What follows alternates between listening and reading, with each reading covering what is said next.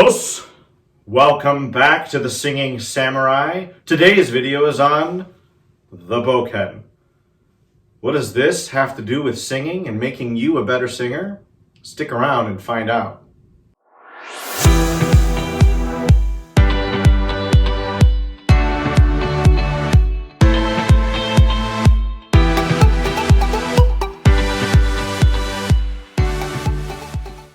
So what does this have to do with singing? Well, first we have to figure out what this is. This is a bokken, and literally it means wooden sword. Bok is wood, ken is sword, it's a bokken. And it's specifically modeled after the Japanese katana, which was the main weapon the samurai carried in feudal Japan. So what does this have to do with singing? Well, there are three different areas that I'm going to discuss today that I think are really beneficial to the studio, but there are going to be a series of videos kind of going into this from my doctoral research, during my doctorate, and then after in the vocal studio. And it's just a wonderful tool that I use frequently in lessons with students to address a number of different potential problems. So the first aspect that I'm going to discuss is the physiology. What does holding this weapon correctly in our hands do to the singing body? How is it advantageous for singers? And what muscles are used to hold the weapon correctly? And how can we apply that to the studio? The second is just the overall philosophy of how we approach using this in Yoshokai Aikido on the mat. And it's the same way that I approach using it here. And that's all to do with efficiency of movement, as well as a philosophy of the way that this is approached, what this is as compared to what we use it for in the modern day. The last is the philosophy itself of holding a two-handed sword, going into combat, and how that directly relates to going on stage. Okay, for the first area, we're going to talk about the physiology. I'm going to explain how to go into kamae, which is our basic stance with bokken, so that you can teach this to your students and they can try it out in the studio, in lessons, maybe try it out at home on their own during their own practice once they get kind of the hang of it, and just to see how it feels differently. Let me be clear, this is not a gimmick. It's not a catch-all, solve all of your problems in the studio kind of thing. It's a tool. It's another tool in a bag of tools that we can use, in the same way that maybe using a feather in the air to have our students loosen up and maybe, paint imaginary paintings in the air, or dropping pillows on the floor, or any other types of things, laying on our back with books on our stomach and things like that. It's just another tool that can be used to teach something physical in the body for the singer that they can then replicate without having to use it. So, okay, I'm going to show you kamae with bokken, and I'm going to talk about a couple of different important points about the body, and then what that does and how that lends to my students in the studio. So this is kamae with bokken.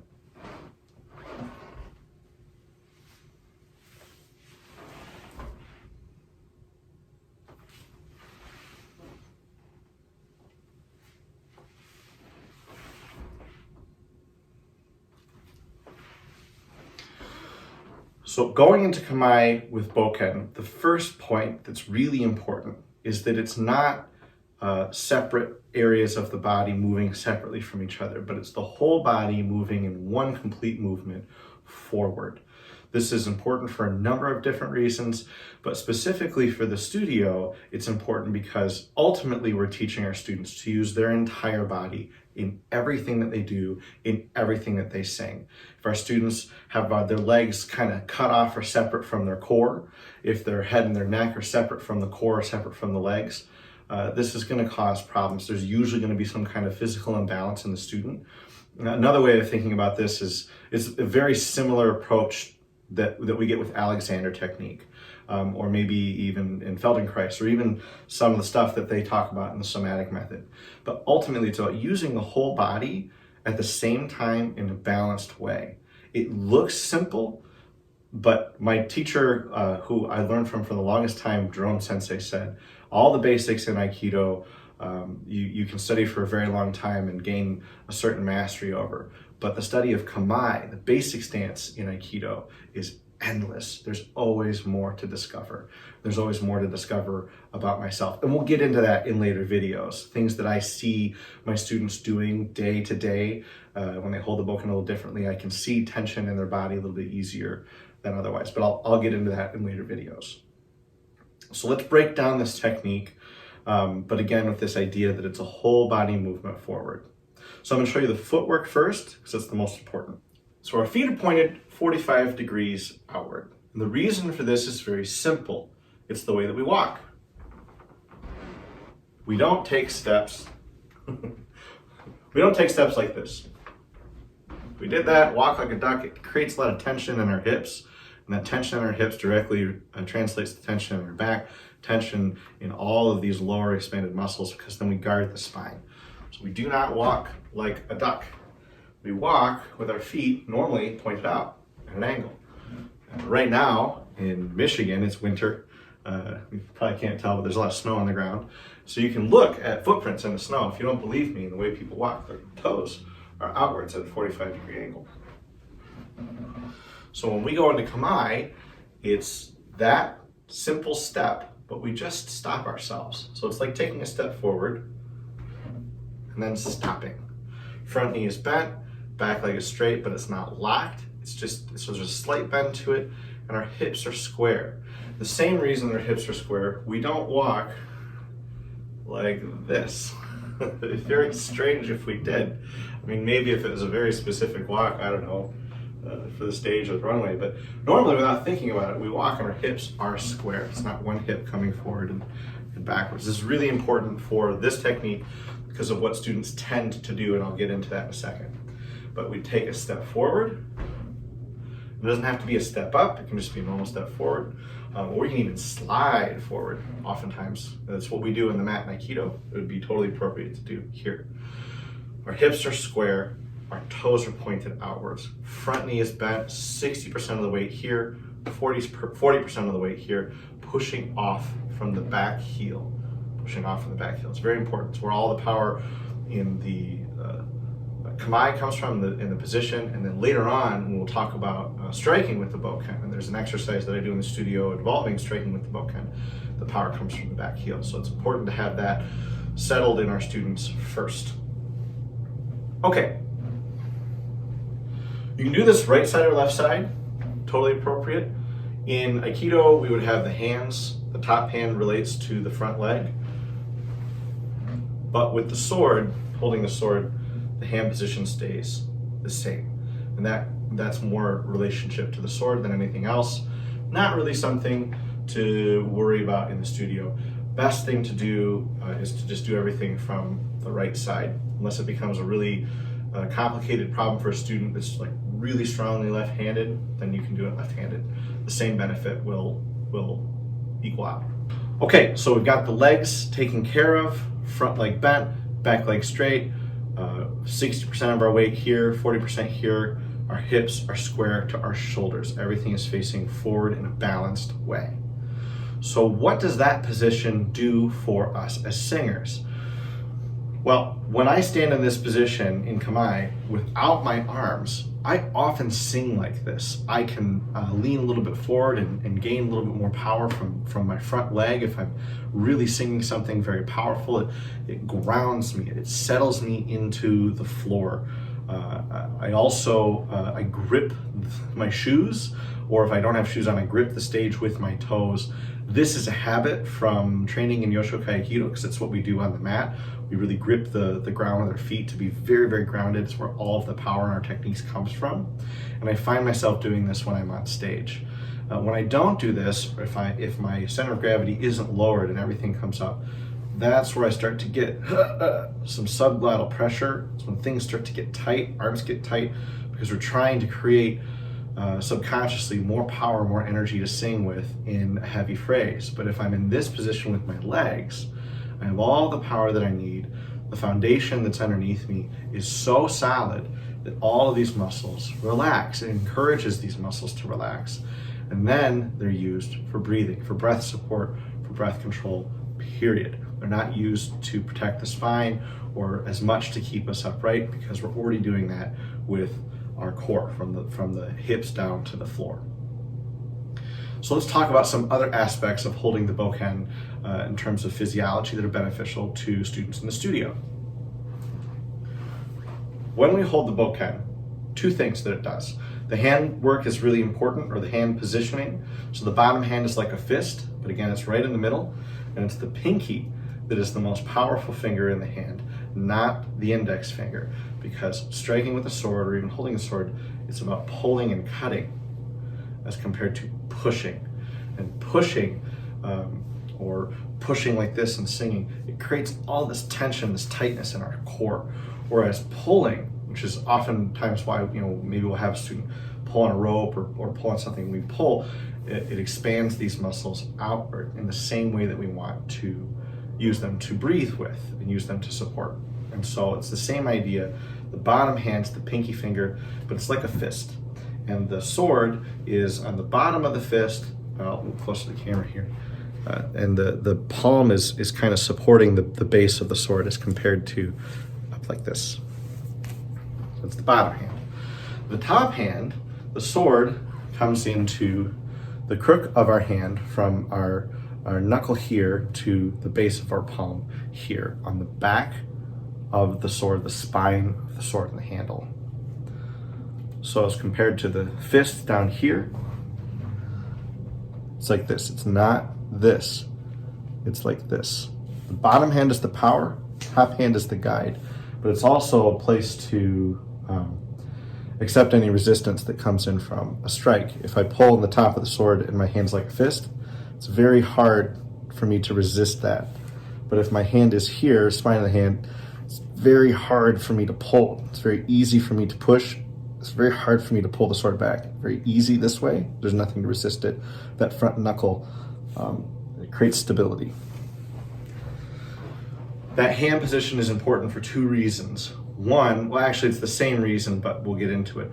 One is that if the top hand is in that position I'm talking about, the shoulders are relaxed, and we use the triceps, the obliques, and the muscles in our back and our core to keep that position, and then eventually to strike with or cut with.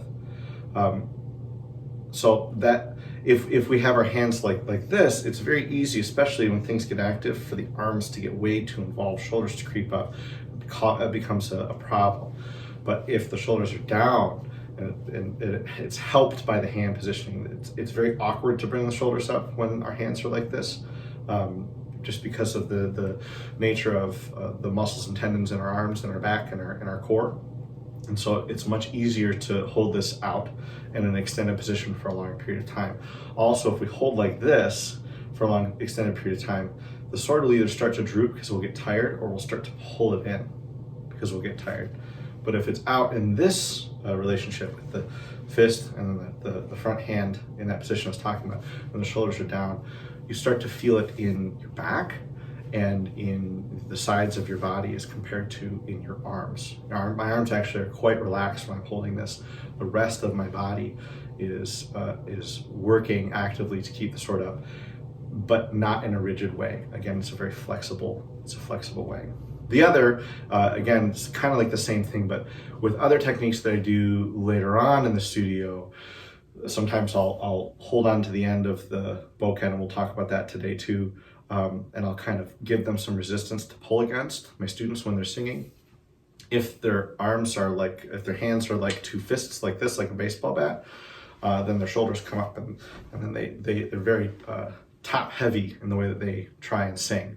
Whereas if everything's lower and their feet and their legs are in the great position and the hands are in the correct position, it turns more into a very balanced sort of tug of war, and then they access these lower muscles sometimes for the first time. I often use this for beginners because it helps them to access these muscles faster than other attempts that I've had with just using metaphors or even other things that I've had them try and do. It's a really quick way to get them to go, oh, those muscles, I can use those to sing with, and they're there, and that's how they function. So that hand position is important for those two reasons. Just in holding the bokken, it then encourages muscles that we want to use for singing in a much more advantageous way. And then when I do other things, either having students strike, or if I'm having them hold the sword out and I hold onto the tip and they pull to give them a little bit of activity and resistance in these muscles down here, it also engages the muscles in the back and these inner and outer intercostal muscles in the way that we want them to be engaged for singing. And it does this without having to explain all of those muscle groups to the student. It just happens, and they then have that positive experience with singing, and it's really of great benefit to them. So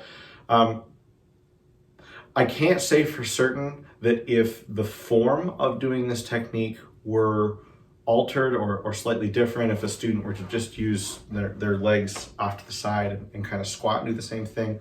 I've had students do that, and I've seen that their hips kind of come back, which is not super advantageous. It's why the one front leg and the back leg, it's more powerful, but they can still gain some benefit. And the reason that I say this isn't to say, therefore, you don't really have to listen to anything I just said. It's to say that there's still potential benefit to be gained, even if the student loses their form in the beginning. Even if they start to shift out, they can still gain some benefit. The more attention to detail that they pay to the form, and the more attention to detail we pay to them, saying, nope, make sure your hips are square, because sometimes one hip will come back over the other, and they'll start to do kind of a pulling, twisting thing, or the shoulders will come forward, or they'll lean way too far back. These things kind of happen, or the shoulders come up, the hand position changes. As I teach my students this, and it can take the span of maybe 3 or 4 lessons, some students longer, some students shorter, it depends on everyone's level of body awareness and coordination. But eventually they start to get it, and then the benefits become more readily apparent and much more quickly. So it's not to say that they have to have perfect body positioning to gain any benefit, but if they have the greatest attention to proper body position, then they're going to realize those benefits sooner and at a much larger scale. Okay, so let's talk about the philosophy of how we approach this in the dojo, and then I'll also talk about the philosophy of carrying a two-handed sword in the combat and how that relates to the stage.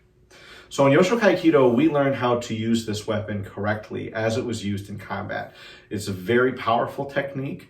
It's based on the Yagyu sword style, which was the most popular and successful sword style in Japan for the longest period of time. It's kind of, and it's still considered to be like the best way to use the katana. And it evolved over hundreds of years, if not thousands of years. And so the techniques that we train in Yoshokai Aikido are absolutely 100% correct for a sword fight in the battlefield.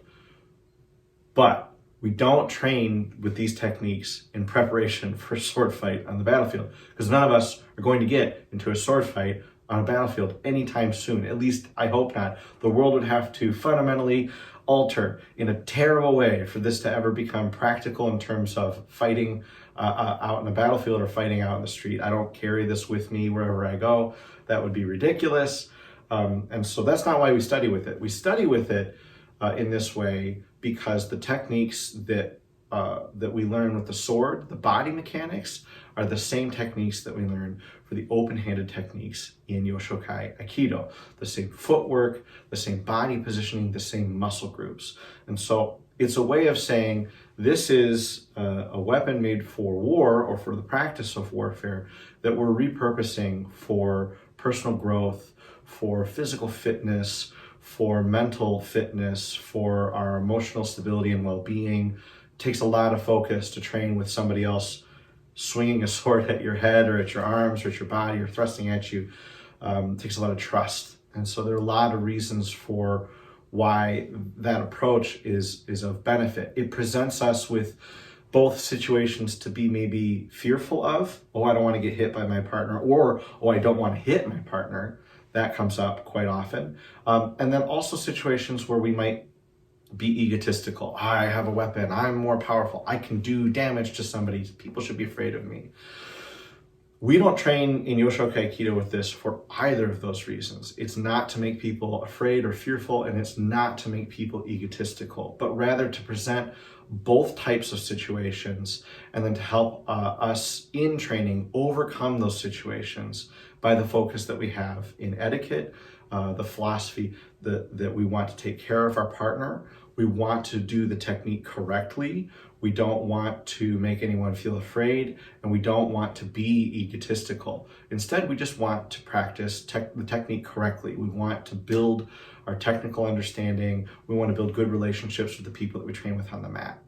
And so that relationship and that atmosphere in and of itself for any singer is going to be of benefit, because we're constantly presented with situations in the professional world where maybe the conductor that we're working with is a jerk, or we think they're a jerk and maybe they're not. Maybe we're being a diva, or we don't really like what the director is doing or how they talk to us, or maybe some colleague is just being a real pain in the butt and we wish that they weren't, and we could be egotistical towards them. Or in situations that I've been in, we meet somebody, I've been in those too, but we meet somebody who's famous or who's got a lot of clout in the business, and we want to impress them. And so maybe we're afraid, like, oh, I don't want to say something stupid or say the wrong thing. The best thing for us to do is just to be the same person that we are all the time.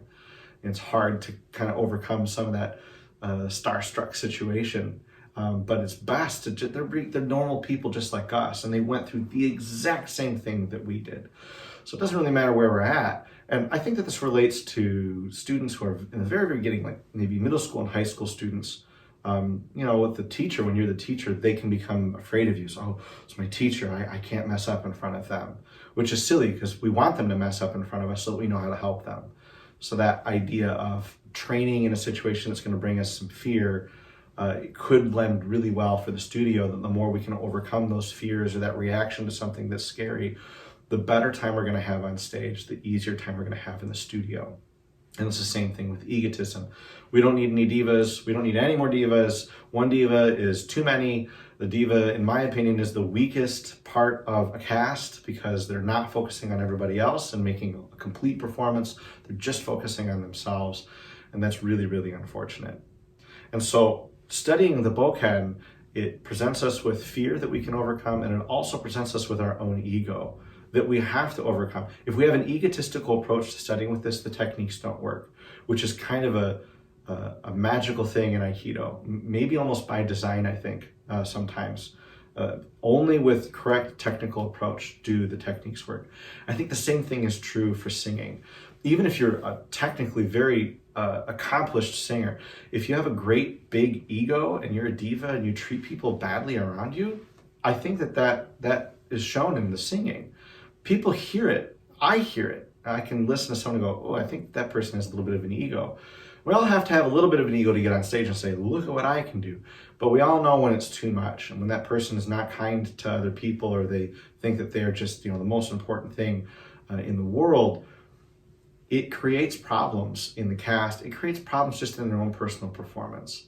So taking something that's made for war that can either evoke fear or ego and replacing it as a tool to study form and balance and to get rid of those feelings of fear and get rid of those feelings of ego and replacing them with something much more positive is very beneficial to the singer in the studio.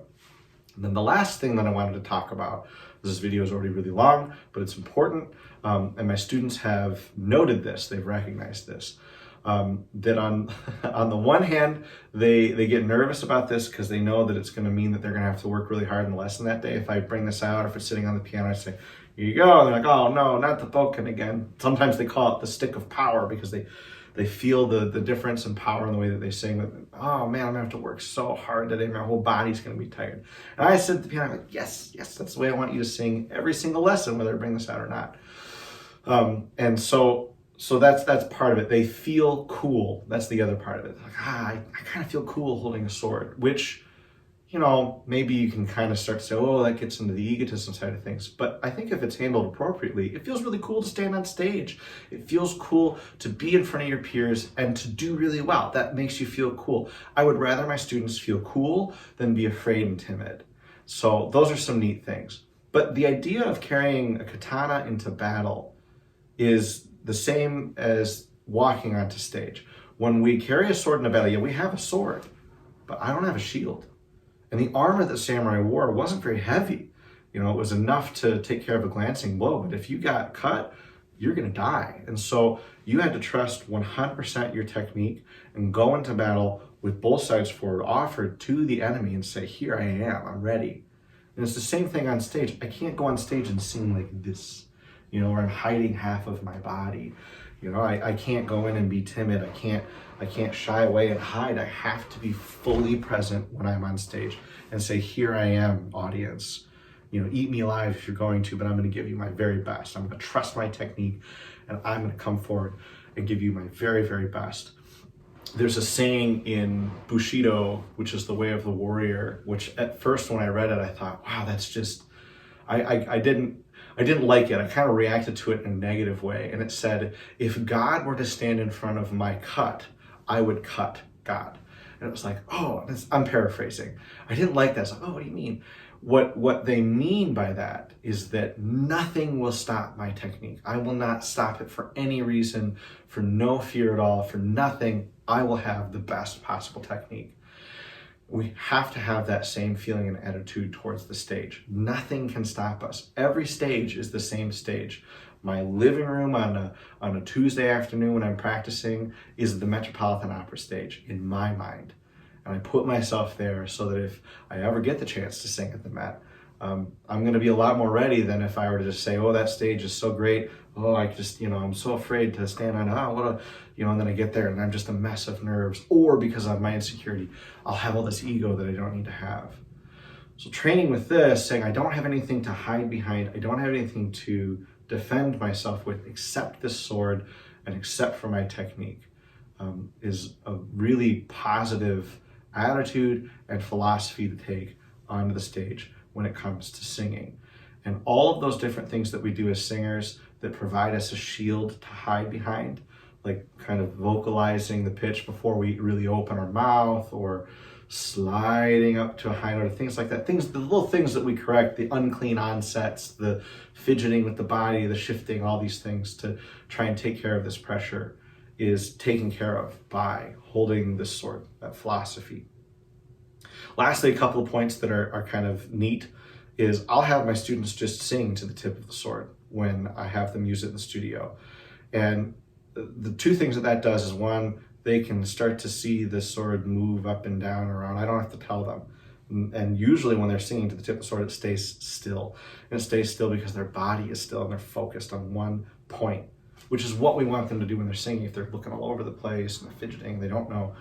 Everything's going to be out of whack. It's not going to be in good balance. But if they're singing to the tip of the sword, everything is stable and solid and ready to go. The other thing I do is, like I said before, I will have them stand like this. I'll hold the end of the sword like this, sit at the piano, I'll be playing, and I'll just slightly pull, just a little bit. From a seated position, I'm in a little bit more of an advantageous place that's kind of easy to maybe pull them over. But if they're really solid and their heels stay solidly on the ground, then they're solid. I can feel it in the sword, and usually my arm gets tired after a while because it's their whole body kind of cutting into it. They'll feel the extra support, they'll feel the extra energy in their singing, and maybe they don't recognize it right away because they're so focused on this and they're trying to figure this out and they don't want to do anything incorrect with this, but it helps them to get past that mental block of something fearful that's coming up in the music because they're doing this. Someone could say that that's, maybe I'm just distracting them and that this is just a distraction. And I would counter to say, well, no, it's not, because the physiology is of benefit. The focus to one point is of benefit. Any feeling of confidence they get from holding a weapon when they're worried or fearful is of benefit. And the fact that they can see things get out of sorts or moving around before I have to tell them anything is also of benefit. It gives them a lot of awareness. I would rather them focus on those things that are going to be positive to their goal, than anything else. And so if it's a distraction by replacing what they are currently thinking about, oh, I'm going to mess up, I'm going to make a mistake, I'm going to sound terrible, whatever, to I'm going to have really great technique, I'm going to have really great form, I'm going to have really great energy, I'm going to have really great focus. These are all the things that we want our students to think anyway. So this is not a gimmick and it's not a trick. It's a tool to be used amongst the wide variety of tools that we have. It's good for physiology. It's good for presenting students with something to overcome that's maybe fearful or presents them with the temptation to be egotistical. And then that idea of coming onto stage, saying, here I am, audience, in the same way saying, here I am, enemy, come and get me, is a really great way to train our students and prepare them for the pressures of the stage. So like I said, there's going to be a series of videos on the bokken. I just recently submitted an article for publication on bokken strikes. Hopefully it will get approved. But the next video is going to focus on that. How do bokken strikes help get past mental blocks? And a lot of the benefits that I talked about in standing kamae exist in that.